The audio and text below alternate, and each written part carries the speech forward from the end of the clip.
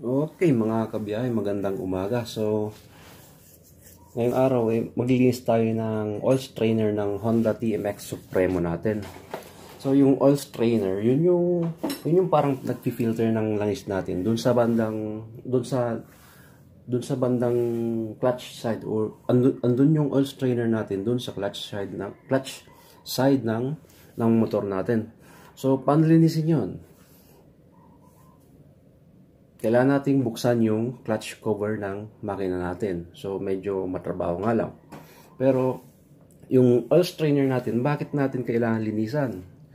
So, yung oil strainer na yun, as I mentioned, or dun sa nasabi ko na, yun yung nagfi-filter ng langis natin bago umakyat dun sa head.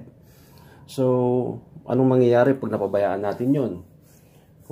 So, pag napabayaan natin yun, ang mangyayari, magbabara siya.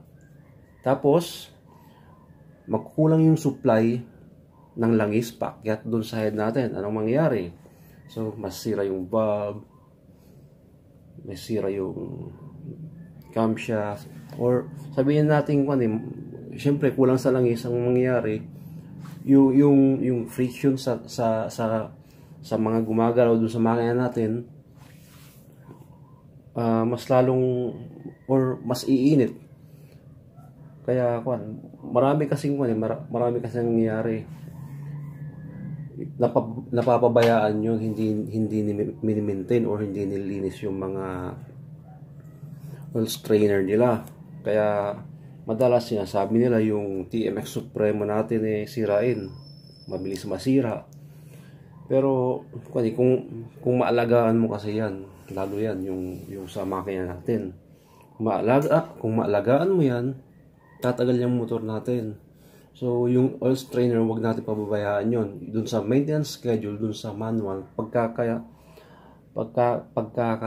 ko, nasa 26 or 25,000 every 25,000 kilometers nililinis yun. So, yung sa akin, nakadalawang linis na rin ako nung 25,000 tapos nung 50,000 kilometers. After that, medyo natagalan na. Hindi ko na naharap. Ngayon, nasa 116,000 kilometers na. Kaya madalas pag bumabiyahe ako, hindi na ako mapakali. So, ngayon, nagkaroon tayo ng oras. At i-share ko na rin sa inyo kung paano natin gawin yon, para naman kung sakaling gusto niyo mag-DIY o kung sakaling dadalhin niyo sa talyer, alam niyo kung titingnan niyo yung mga gagawin nila. So, para gawin yon, para linisin yung oil strainer, para mabuksan natin yung clutch side. So, first thing, so mga tools na kailangan natin, ito, kailangan din natin ng 12mm na wrench,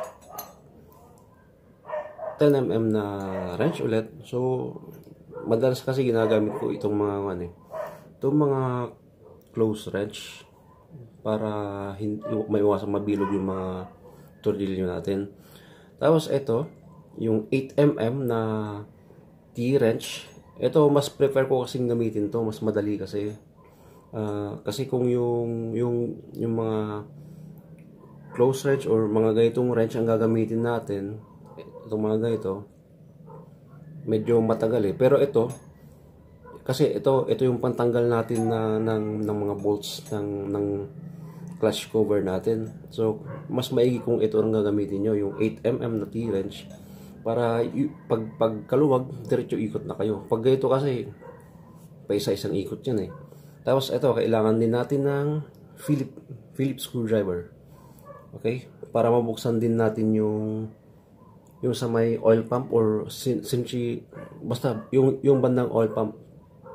Tapos ito, martilyo. Kung sakaling mahirapan tayong magbukas dun sa clutch cover natin, kailangan natin to. Ito, tingnan nyo yung video na yan. So, biro lang. So, tanggalin natin yan. Hindi natin to kailangan. Okay? Tapos, ito, kakailangan din natin to. Mas maiging maghanda tayo nitong mga gasket natin. Mga gasket sa clutch cover.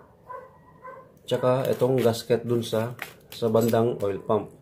So, bakit natin kailangan nito? Kasi, nung unang pagbukas ko, hindi ko alam. Akala ko kasi, pagbukas mo, okay na. Sasama agad yung gasket. Pero nangyari, napunit. So, ang nangyari, ilang oras akong naghanap ng mga ganitong gasket. So sayang yung oras. Kaya ginagawa ko ngayon, pag nagbubukas ako ngayon, bumibili na ako ng mga gasket para sigurado. So, kailangan natin to. Gasket dun sa bandang oil pump, tsaka yung gasket sa crankcase. So, makikita nyo naman yung mga part number dyan para mas madali. Yan. Tapos, ito pa. Yung mga langis. Kasi pag nagbukas ka ng makina, kailangan mo i-drain talaga yung langis So, ang advice ko kung sakaling gusto nyong palitan yung oil strainer nyo, bumili na rin kayo ng langis. Yung isakto nyo sa kung kailan kayo mag-change oil. So, ito ang ginagamit kong langis, yung Pertua PowerTech. Hindi ito sponsored ng Pertua, pero ito, tiwala ako sa langis na to. 3 taon ko nang ginagamit. Mahigit. Change oil interval ko nasa 2,000 to 3,000 kilometers. Dahil ko nagtatrabaho kasi ako sa delivery or food delivery company ngayon. So, ito. Kasi dati ginagawa ko yung ibang langis ang gamit ko. Every 1,000 kilometers, nagpapalit ako ng langis. So, medyo maaksaya Tapos, weekly ako nagpapalit. Pero ito, umaabot ng 1 buwan. So, parang nagiging monthly ang change oil interval ko. So, ginagamit ko ito yung Pertua PowerTech na langis, yung 1540. Tapos, ginagamitan ko rin siya ng shop para mas maganda. Or para mas kasi oil treatment to, protektado yung makina mo. Actually, itong PowerTech meron ng kasamang or meron ng halong oil treatment yan, pero ang ginagawa namin, dinadagan pa rin namin ito para lalo't pinapaabot natin minsan ng 2,500 kilometers, 3,000, or sometimes pag medyo kulang sa oras, maabot ng 3,500 kilometers sa akin, pero okay pa rin. So, yun. Ito ang mga kailangan natin. So, maya-maya, umpisa natin yung paglinis ng oil strainer natin. Okay? So, ito mga kabiyahe. I-drain na natin yung langis natin. Kailangan natin ng 12 mm na box wrench or close wrench para iwasan nating mabilog yung drain plug natin. So, ito para hindi tayo magkamali, or kasi marami pa rin nagkakamali ng pihit, sabihin natin. Madalas may mga nalost thread. Ito po, pag andito kayo sa left side ng motor, okay, ganyan na lang yung left hand gamitin nyo. Tapos pag bubuksan yan, patulak na lang po, tulak nyo lang po.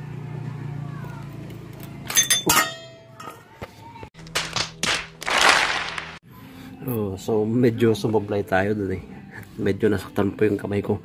Ito, mahirap kasing pumihit pag may hawak ka sa kabilang kamay. Ito po, bali nilogan ko na siya para makita niyo lang po kung paano direksyon ng pagpihit. Ito po. Yan. Pagkaluwag naman yan, pwede nyo lang gamitin yung kamay yung pangpihit.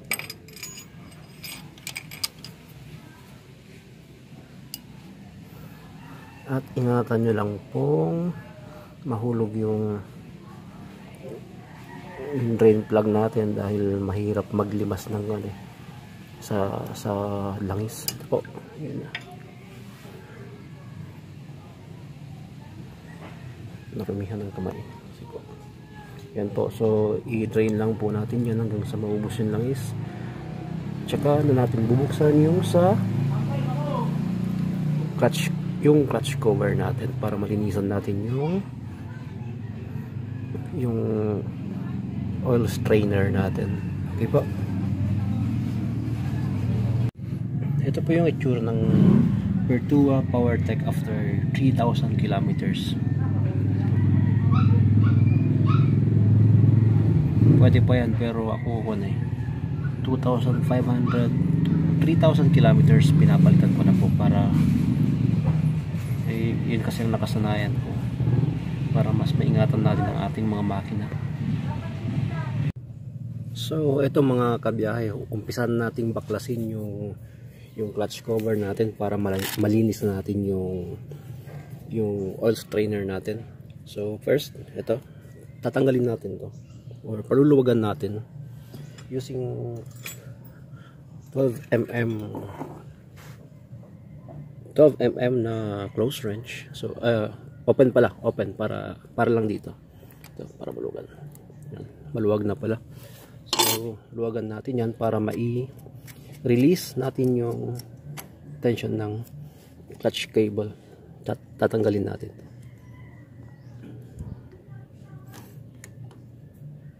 Yan. Tapos eto, next na tatanggalin natin itong kickstarter natin, itong kick natin using 12mm pa rin na close wrench.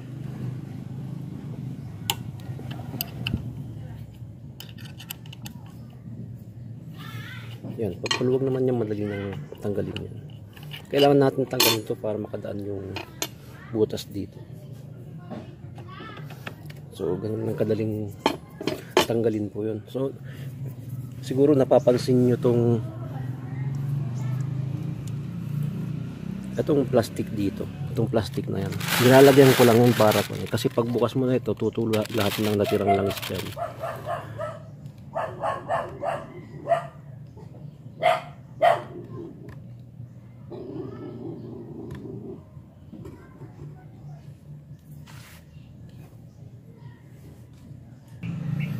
So after nating matanggal itong clutch cable, bali ito na, tatanggalin natin itong mga bolts ng clutch cover natin. So ilang bolts ba to? 1, 2, 3, 4, 5, 6, 7, 8, 9, 10, 11, 12,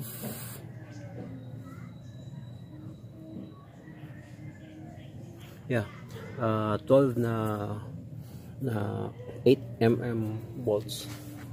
So ito, umpisa natin tanggalin isa-isa using yung key wrench natin na 8mm. So tulad ng sabi ko sa inyo kanina, mas magandang gamitin to dahil mas madali mo siyang mapihit. Yan. Medyo malayo.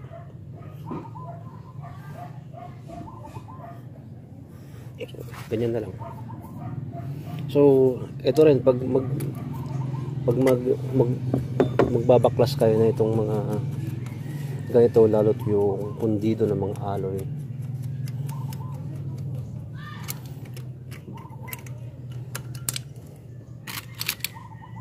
yan, para mas kita natin. Kung magbabaklas kayo ng mga ito, lalot pag mga pundido, yung sinasabi lang cross pattern na pagbaklas. So ganyan, taas, baba, kaliwa, kanan, para kasi minsan may mga tendency kasing nababasag yan, so kailangan nating ingatan.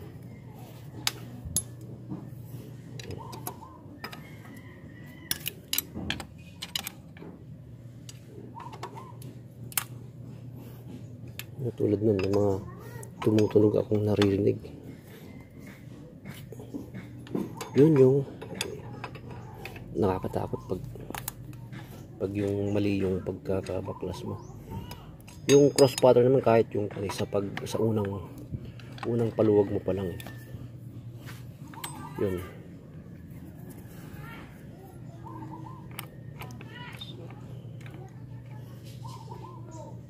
Tanggalin na lang natin to para mas. So tulad ng sabi ko, ito mas madali kasing baklasin niya. Yan, ganyan lang. Pag T-wrench ang gamit mo.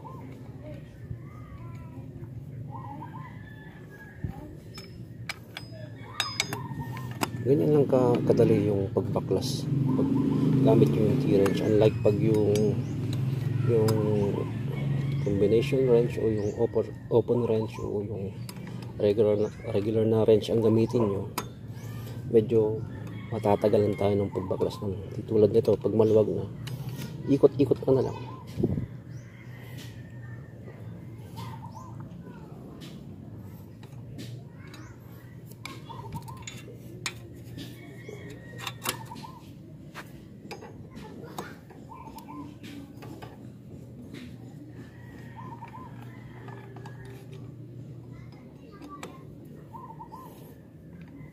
So, ito tulad ng sabi ko kanina, yung ginagamit nating size ng wrench para sa mga bolt na to, 8mm lang po.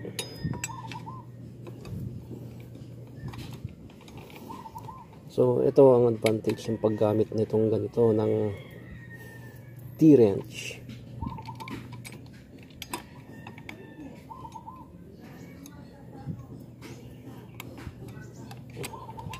So yan, maluwag na lahat.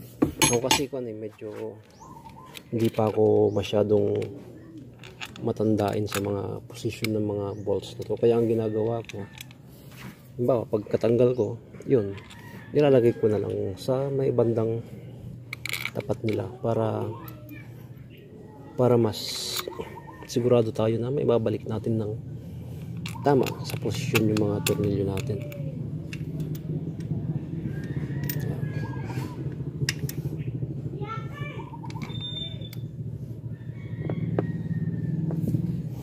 Pero may mga tornilyo kasing pare-pareho lang. Pag yung mga pare-pareho, pwede naman nating mapagpalit-palit na eh. Yan. Yan. Pero pare-pareho naman lahat. So ito lang yata yung naiba. Medyo maiksi siya. Yung dito.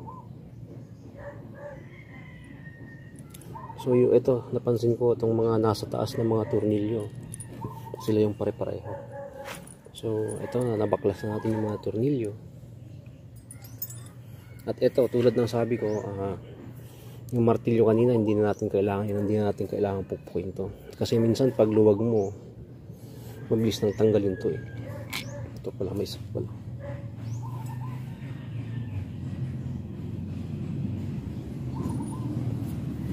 So ayun, pwede natin baklasin to. Una, subukan muna natin kung kaya natin tanggalin nito sa kamay. Pero kung hindi, ito lang, pihitin lang natin to. Yun. Natulak na. So dahan-dahan lang kasi tingnan nyo minsan na baka mahulog yung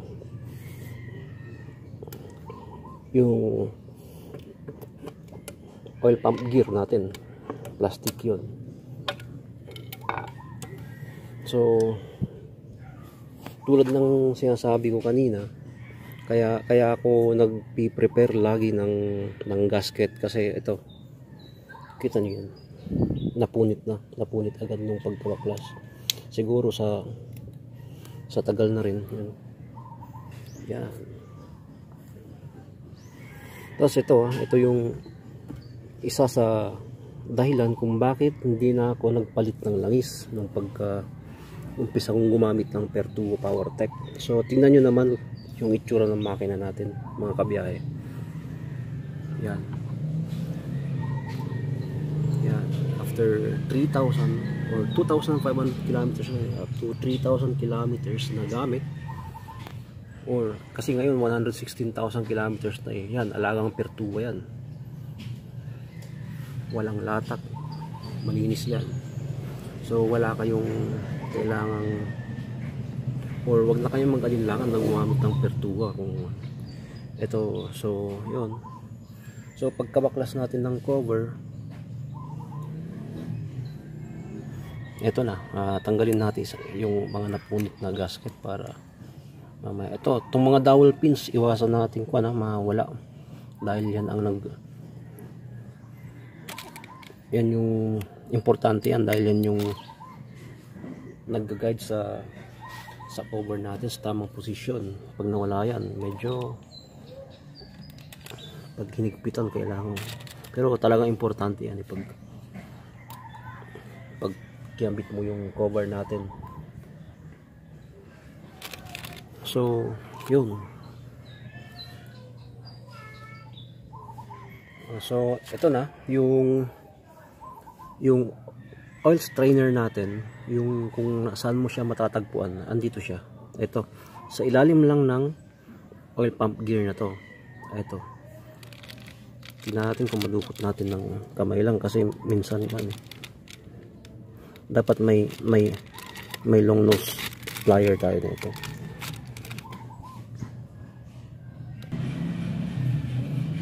So ayun, nadukot natin ng kamay. So ito na, titignan natin kung may mga dumi ba o latak na napi-filter yung oil strainer natin. So ito po siya, tignan niyo po.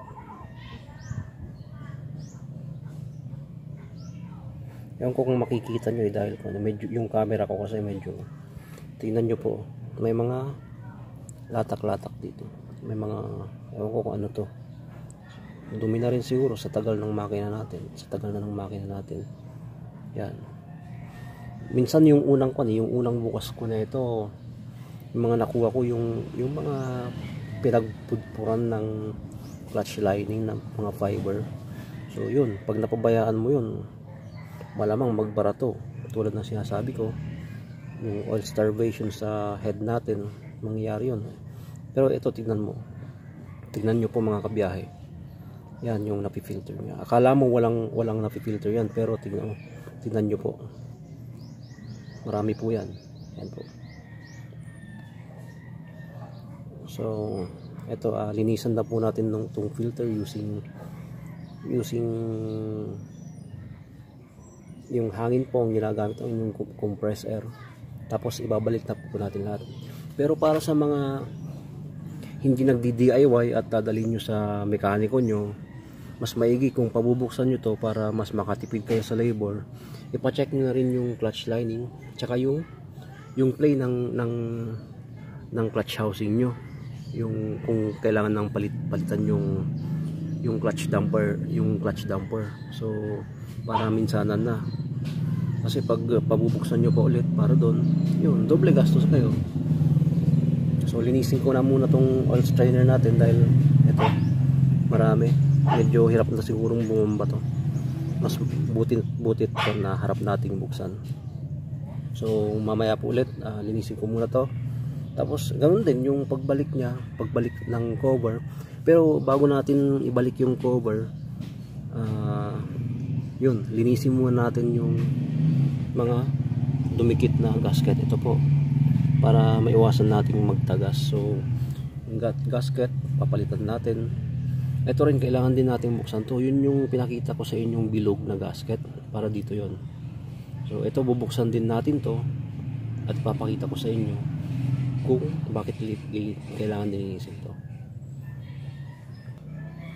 So ito mga kabiyahe, using Phillips screwdriver, bubuksan na po natin itong oil pump natin para malinis din po natin.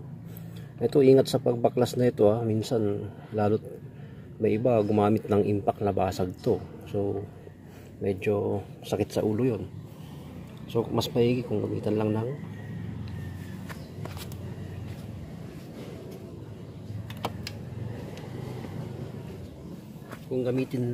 gamitan lang ng mano-manong pagbaklas using Phillips screwdriver. So yan.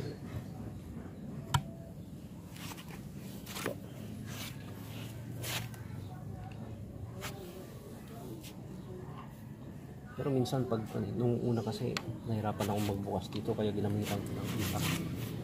Yun nga lang, talagang kailangan mag-ingat, baka mabasag, gastos ulit. Pero ngayon mabilis nating nabaklas. So yun ang magandang balita doon.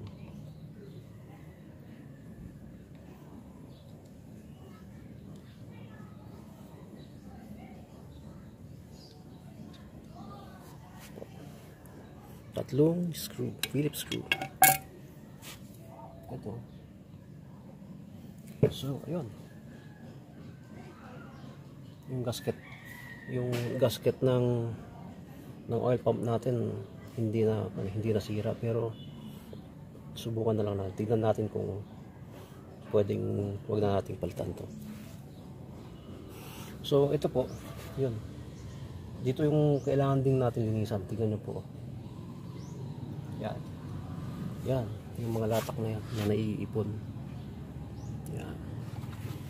So kailangan ding malinis to pag nagbukas tayo na ito para mas sulit. So linisin ko lang muna tong makina. Kasi sa akin po punas-punas lang. Kung walang compressor, punas-punas lang. Tapos yun, balik na.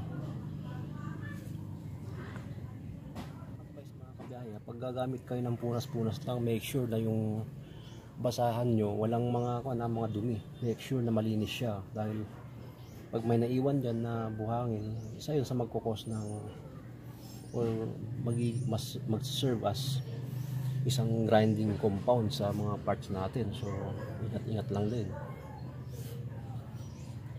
Yun yung mga latak na yan, natignan nyo po. So mas maigi yung mini-maintain natin to para yung makina natin maging masaya lagi.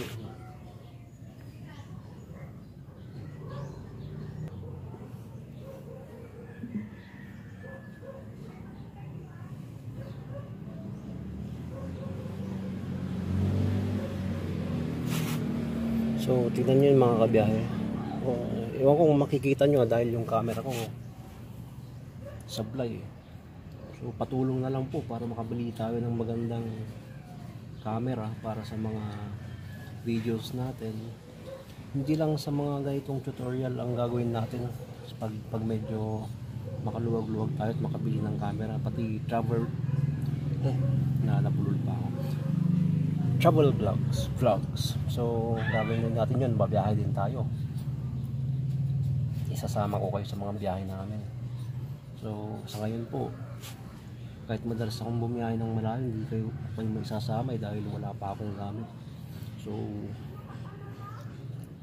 like and share na lang sa YouTube channel natin para yun, kahit papaano magkaroon tayo ng pambili ng mga kailangan natin at tuloy-tuloy lang sa mga biyahe. May isama ko kayo, may pasyal ko kayo. Bali, siguro dito muna sa parting norte. Actually sa Lunes babiyaya ko ng Maynila, galing dito sa Pangasinan papuntang Caloocan using itong 6-year-old na motor natin, Honda Supremo. Kaya ngayon hinarap ko na rin linisin to para wala tayong kaba sa biyahe. Yan o. So yun po, malinis na siya. Natanggal natin lahat nung latak. Tapos ito na rin, yung isama niya rin yung paglinis dito sa baba para yan. Yan. So tingnan nyo yung tsura ng makina natin. 6 na taon na yan, pero tingnan nyo po yung dahil sa alaga sa langis. Kahit anong langis naman pwede basta kung yung ordinaryong langis ang gamit nyo, kung yung mga sa akin kasi dati yung hindi pa ako nagpipertua, every 1,000 kilometers talaga nagpapalit ako, kahit weekly yan. Sige, para lang tumagal tong makina natin. So So itong clutch release bearing natin, i-check nyo rin pag papabuksan nyo yung mga makina nyo, para minsan na itong play ng itong clutch housing ko medyo medyo may play na. So siguro sa susunod na linis ko papalitan ko na rin yan, at meron na siguro tayong impact driver or impact power tool na gagamitin dito, kasi ngayon wala pa ako nun. Kahit gusto ko nang gawin yan, kaya pa naman, okay pa naman, hindi pa naman siya gaanong malagot. So yun po, linisin ko muna to, tapos babalikan ko kayo pag ikakabit na natin lahat. Okay po mga kabiyahe. So ayan mga kabiyahe, matapos nating malinis yung mga surface ng yung mga contact, ito yung mga dumikit na gasket, dahil yung gasket natin napunit. Matapos nating malinis, so pwede nating ibalik.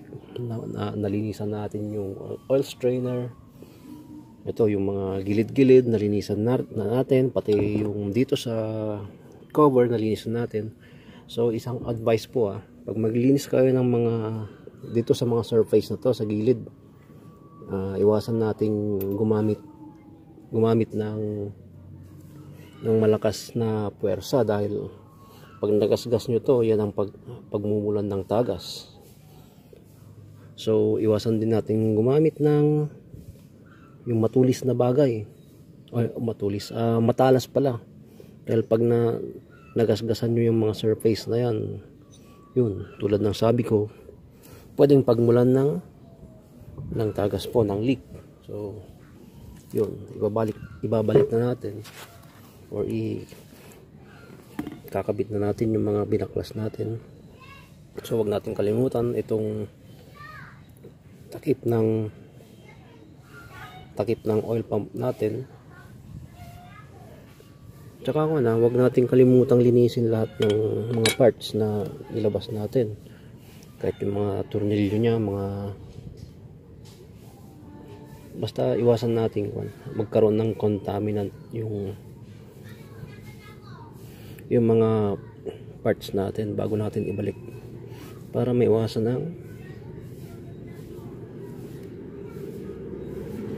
tulad ng mga sabi ko na pwedeng maging grinding compound sa loob ng makina natin. So ito po, ibabalik natin yung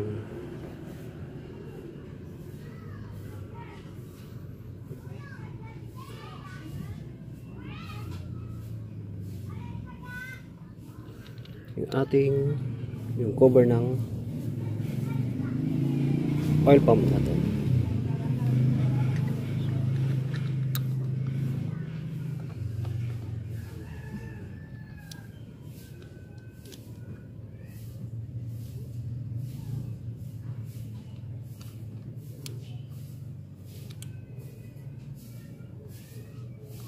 So make sure ito may plate to, itong nasa gitna.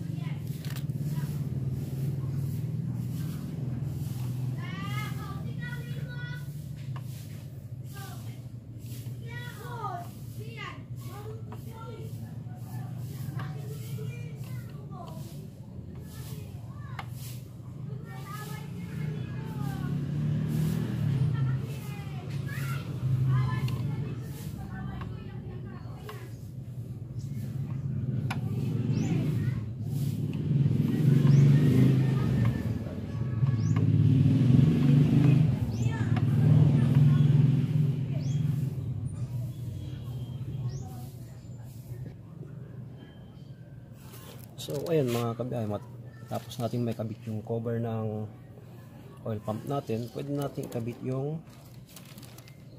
clutch cover. So huwag natin kalimutan itong gasket.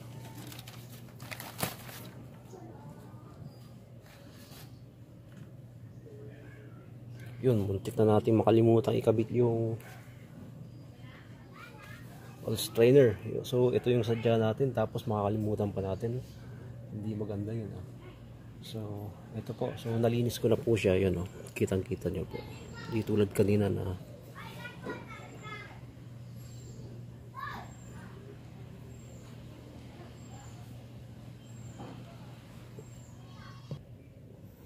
so ito po, balik na natin yung oil strainer natin sa loob. Yan.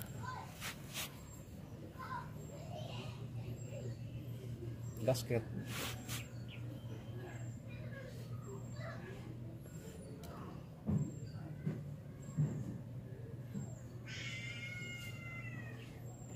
Baliktad.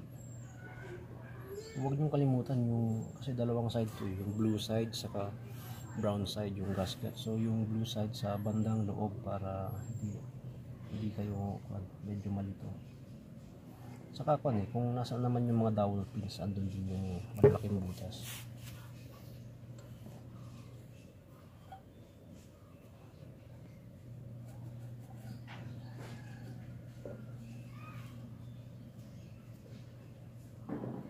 Ito po yung mga, ito yung takip natin, yung cover natin. Lahat ng parts bago natin ikabit, make sure or siguraduhin natin na malinis po sila, walang mga, tulad ng sabi ko, walang contaminants na kasama, para maiwasan natin na magkaroon ng grinding compound sa loob ng makina natin. Ito ako kasi pag nagbabaklas ako, tsaka pag nagbabalik ng mga parts ko, medyo sobrang silent ko, yung nakakita ng kahit maliit na buhangin o alikabok.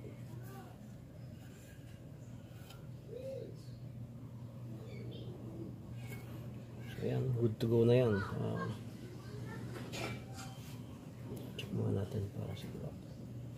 Yun. Yan, good to go na. Ibabalik na natin.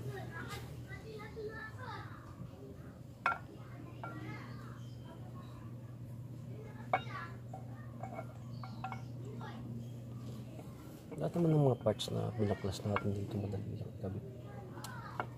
Ganun lang din, pabaliktad lang kung paano natin binaklas. Ganun lang din, parang patas lang.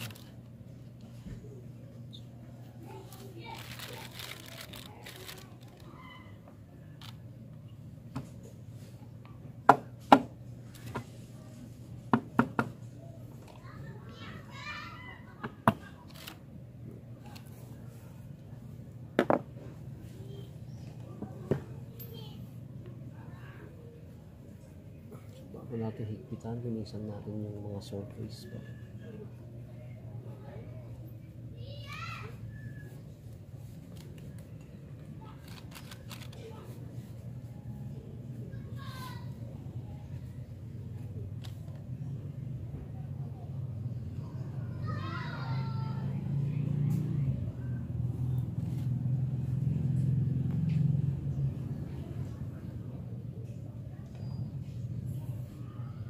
So ito lang yung nalalaman ko na kaya ko i-share sa inyo mga kabiyahe.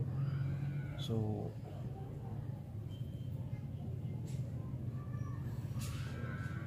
di bale pag tumagal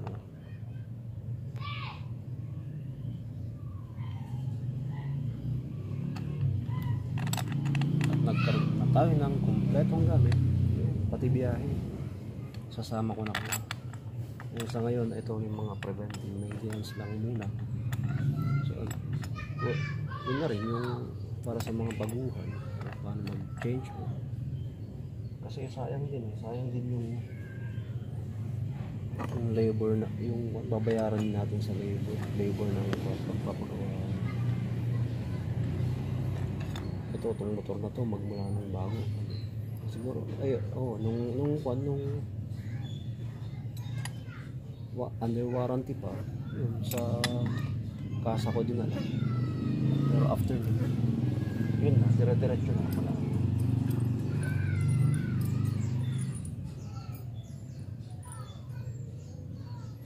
Ako na ang gumawa lahat. Mula tune up lahat. So ayun, natutunan ko lang din to sa mga YouTube tutorials na. So thank you po sa lahat ng mga nag-share ng kanilang knowledge. So yung knowledge na nakuha ko rin, share ko rin para makatulong din sa mga kapwa nating riders. So ito, yung mga tornilyo ito pare-pareho na, kaya wala nang ito. Ngayon ko lang napagtanto na itong dalawang ito lang naiiba. So yung rinig yung background na pusa, kaya nyo lang yan.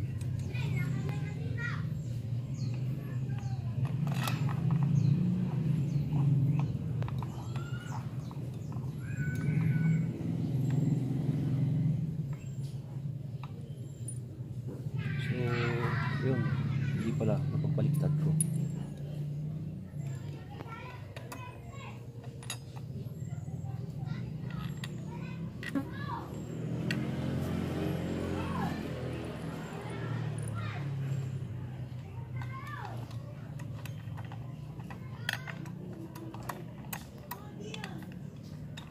Ito pala para dito. Yun. Tapos ito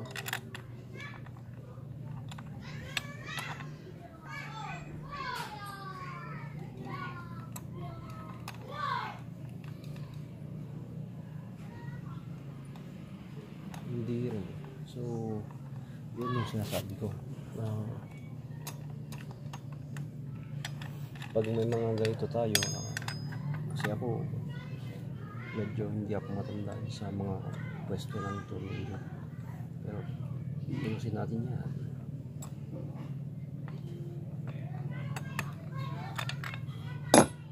Yung mga tornilyo natin pag ayaw pumasok ng diretso, pag ipilit, tayo lang nagiging dahilan ng pagka-lost thread. Pag na-lost thread yung dyan banda, baklas ang makina nyo dyan kung hindi makuha sa tap and die or sa pagtatap ng thread.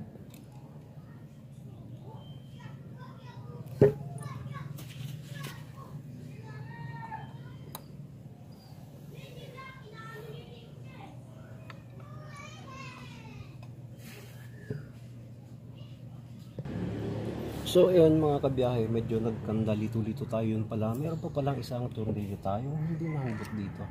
So ito palang tatlong to, pare-pareho yan, pare-pareho silang mas maiksi kaysa sa mga ito. So yun, medyo kinabahan tayo dun, pero at least natututo tayo. Yan, ilan lang natin ng konti para mag-snag and fit yung hindi siya umuka. Ito, huwag natin kalimutan yung holder ng clutch natin.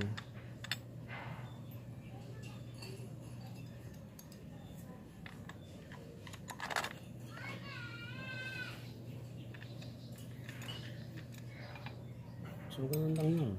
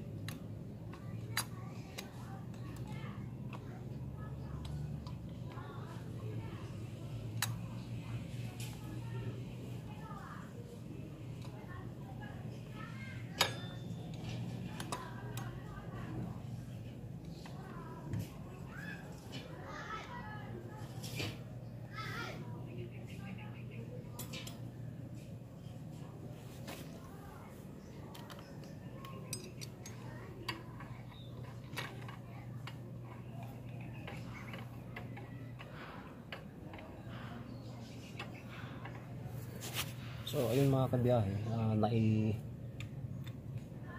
ito pala, meron pa. So ito ang ginagawa natin, pre-tight lang natin para maging pantay-pantay. So ito yung cross pattern na sinasabi ko sa inyo.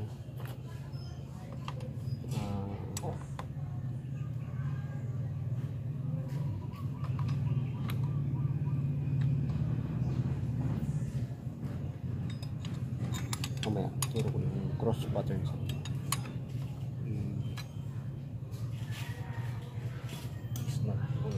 Snag po natin saglit at medyo nakulangan tayo ng isang tornilyo. Yun pa pala nasabi ko eh.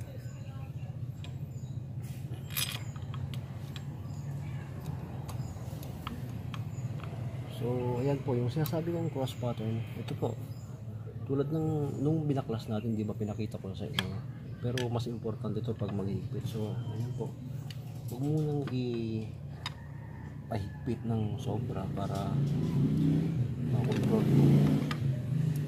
yung paghigpit natin. Ito po, ganyan. Huwag nyo hihigpitan yung magkakasunod-sunod na tornilyo para maiwasan natin ang leak kaya tagas o minsan pag medyo nagkamali ka, basag yan.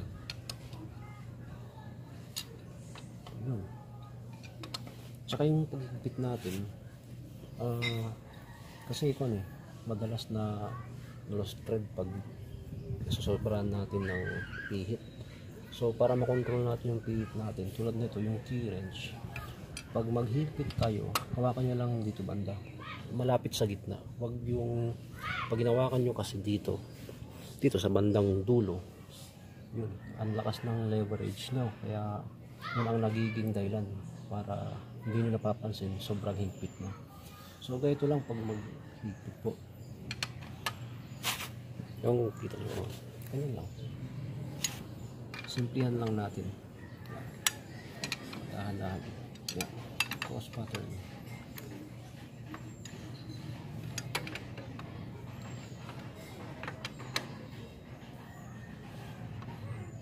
So dati gumagamit ako ng torque wrench, pero sa ngayon nakokontrol ko na rin yung paghigpit ko ng tornilyo. Dati kasi nakailang lost thread na rin ako ng tornilyo. Wala ako sa jeep namin, nakaputol na ako ng tornilyo. Pero dito wala na, nung natutunan ko yung paano humawak ng wrench properly para maiwasan natin yung sobrang lakas. Yan, sa bandang gitna nyo lang hawakan yung wrench nyo, huwag dito, dahil yan, kasi eto yan. Pero pag hinawakan nyo dito yan, pag pihit nyo parang maluwag pa yan. So yun ang magiging dahilan para ma-lost thread ang tornilyo natin. Pero kung may torque wrench kayo, mas maigi para maiwasan nyo.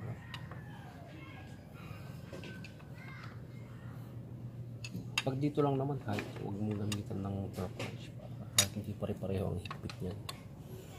Pero pag dating sa loob ng makina at saka dito sa head, pag nagbaklas ka niyan, gumamit ka ng torque wrench.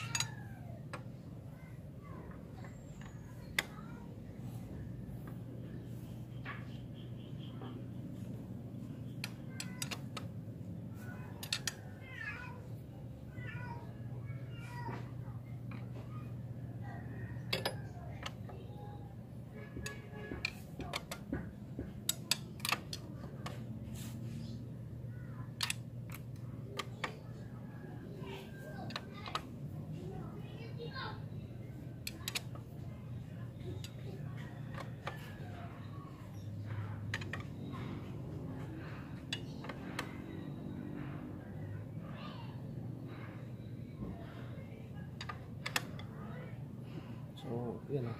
Hinawakan ko sa dulo pero hindi ko piniprasang maigi na yun. Nahirap na. Yan.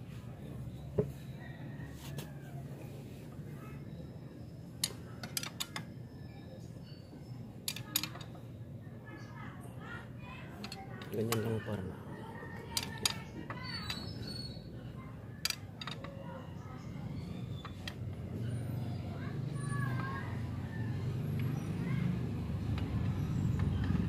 Kasi nakakatakot kasi pag molested mo ito, bukas makina mo yan pag nagkataon. Ito, check na lang natin kung mahigpit na talaga sila. Yan. Hindi natin gamitan ng masyadong force. Check lang natin. Kung gagalaw, yun. Huwag pa, pero pag hindi, yan.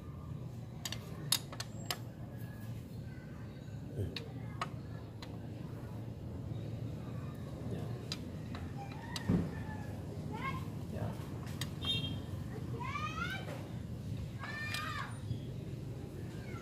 Kasi tignan nyo, pag hinawakan ko dito sa dulo, may pihit pa rin yan. Pero huwag na natin ito lang. Mahigpit na. Linisan natin ng konti. Linisan natin yung mga contacts or yung mga pinagsalubungan ng mga parts natin para makita natin kung sakaling may tagas pag ito yung sinasabi ko, kaya naglalagay ko ng plastic. Ito yung tumulong lang is dyan sa baba, kasi pag hindi mo nilagyan sa tambuti mo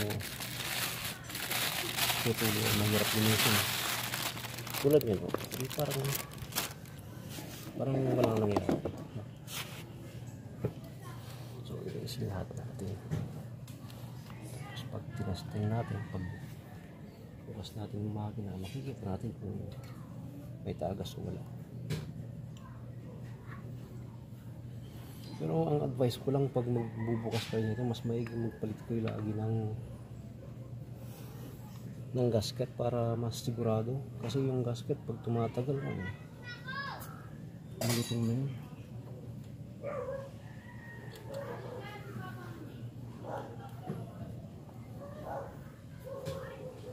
So ito, ibabalik na lang natin yung clutch cover, yung kickstarter, tapos drain plug, tsaka natin ilalagay yung langis. Tapos we're good to go na. Tapos na tayo. So ayan po mga kabiyahe, na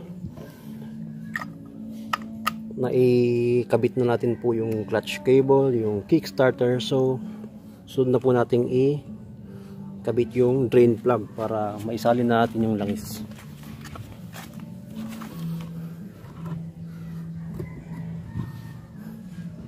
So tulad po ng sabi ko kanina, yung pagbukas ng or sa drain plug po natin, ito po, so bago natin ikabit yung drain plug, linisin natin yung surface. So hand tight muna natin. So ito yung yung drain plug natin, hanggat sa hindi sumasagad dyan, kailangan nai-hand tight nyo yan. Pero kung halimbawa nasa kalagitnaan pa lang, nasa kalahati pa lang, tapos hindi na mapihit ng kamay nyo, may problema na yan. O kaya medyo tabingi yung pagkakabit nyo. So huwag nyong ipilit na gamitan ng wrench agad, dahil sigurado yan lost thread ang kalalabasan. So ito po, so pihit pa kanan, pahila. So tulad ng sabi ko sa inyo, the more leverage kayo sa tools nyo, mas malakas ang pwersa nyo. Pero pag hinawakan nyo sa medyo gitna, so mas malapit sa may tornilyo, yung mga wrench nyo, less leverage kayo. So less na magkaroon ng tendency na lost thread. So yun ang lagi nyong tatandaan para maiwasan yung ma-lost thread tong o yung sa may drain hole natin. Kasi ang nalo-lost thread yung mismong drain hole, hindi yung tornilyo. So tingnan nyo po, dito ko hawakan sa may bandang malapit lang sa tornilyo. Huwag nyo hawakan dito, dahil pag hinila nyo yan, akala nyo maluwag pa, pero yun na ang umpisa. So ito po yun. Tapos kahit wag naman masyadong mahigpit to, dahil pag uminit naman higpit mag. So Yan po. Ginagawa ko lang ganito, pag mahigpit na, ginagalaw ko lang siya na pag gumalaw yung motor, sumasama, means okay na siya, stag na siya, fit na siya, or mahigpit na siya. So ganyan lang. I-check nyo na lang pagka salin nyo ng langis at pinaandar nyo ng ilang minuto. I-check nyo yung mga ito dito sa drain plug kung may tagas. Kung wala, palamigin nyo ng konti, tapos pitin nyo ng konti-unti lang. So iwasan yung maluster.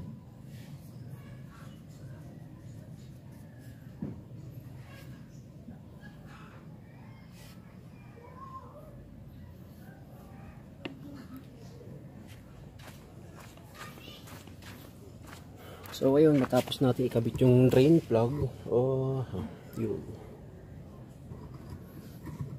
isalin na natin yung langis natin. Yung Pertua PowerTech. So hindi ito sponsored, gusto ko lang gamitin yan dahil alaga ang makina ko dyan. 3 taon ko nang ginagamit, pero tingnan nyo naman yung loob ng makina natin, no? So ito po, kailangan natin ng imbudo, pero kung napansin nyo, hindi talaga imbudo yan. Yan yung turutot na laruan ng mga bata ng bagong taon. Pero last year pa yan, hindi yun ngayon. Bawal kasing gumamit yan nitong nagkaroon ng pandemya. Tagal ko nang ginagamit yan, 2 taon na yata .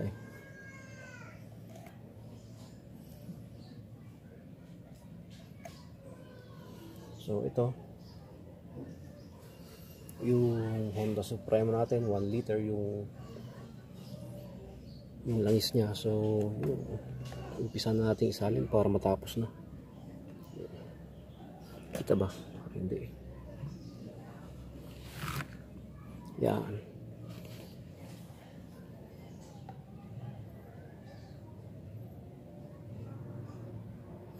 So yung drain plug nyo, huwag nyo kalimutan na ibalik bago kayo magsalin ng langis. Nasubukan ko na yun. Sayang yung kalahati ng Pertua. Dahil sa excite kung magsalin ng langis, yun, nakalimutan ko ikabit. So ito yung shot na sinasabi ko. Oil treatment yan. Yung Pertua PowerTech, meron na siyang kasama, or may mix na yan, pero ako tsaka sa mga kagrupo ko, shout out at Honda TMX Supremo Riders Group. So dyan din ako natuto sa maraming bagay, sa kung paano i-maintain yung mga motor natin, yung Supremo.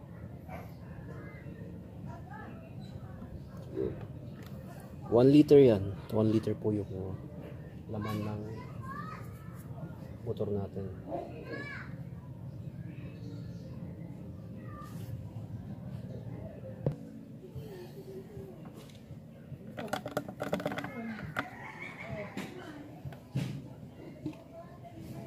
So ayan, naisali natin yung langis natin.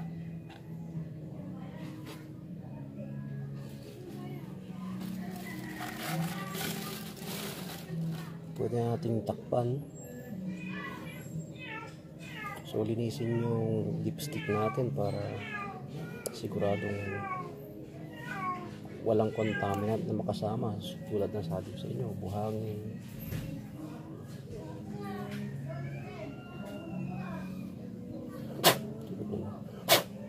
may gustong sumama. So ito, yan, tapos na tayo. Testing lang natin. Moment of truth.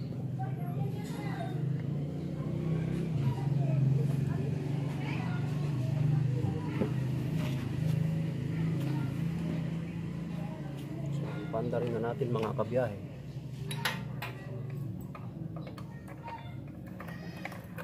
Tapos na natin linisin. So, minsan nakaugalian pa sa ito. I-kick muna siya bago pag yung alam na talaga ako. mag-train yung langis ko hapon. So, okay, kaya pwede nang gamitan ng spark. Tanggalin mo muna spark. Tanggalin muna natin itong spark plug para hindi tumuloy.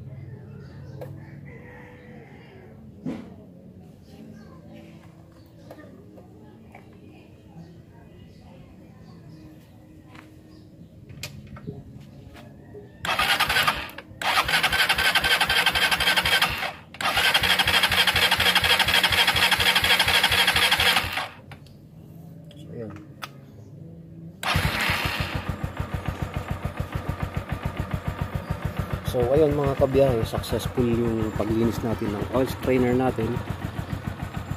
So yan po yung motor natin, Honda TMX Supremo. So sa mga nagtatanong din, sige, sa ibang video na lang natin gawin. So mga kabiyahe, tulungan nyo po akong maparami yung subscribers natin tsaka viewers natin. So maraming salamat po.